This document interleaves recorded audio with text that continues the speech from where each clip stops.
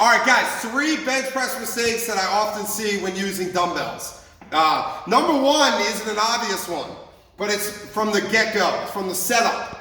Right away, people when they're going to do like their second set, or maybe they took the weights off the rack and they put them on the ground, they go to grab the weights from all the way down here in an extended shoulder position. And I don't even want to show them because I'm too afraid I'll rip my shoulder apart. But they go and like grab the weight from down here. You got to be very careful about doing that, and I would never recommend anybody does that. So the better way to approach this, always pick your weight up with a flat back.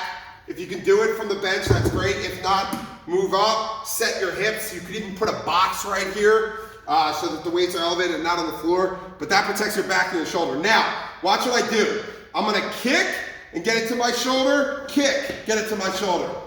I stay in neutral, and then I turn the weights out and get ready to press. That's number 1. Number 2, training with the chest too low. So Laura, if you go on top of me here, I'm training with my chest up. You see that? I drove my chest to the sky. I'm not training down here. You can't train here and hit your chest to its fullest capacity.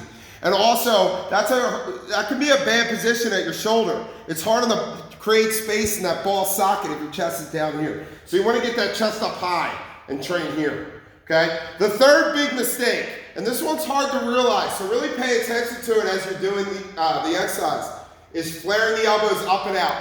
That's a really bad position on the anterior shoulder, okay? So what you want to think about doing is keeping your elbows 45 degrees off your torso, all right, or 8 and 3 on the clock. So I'm here. So again, it's very subtle. Instead of being up here, and maybe this wouldn't hurt you acutely, you know, or maybe even after a week, but over time it will hurt you. So you want to, again, very subtle. So instead of being here, get the elbows at 45 degrees, chest up, and this is how you perform your bench.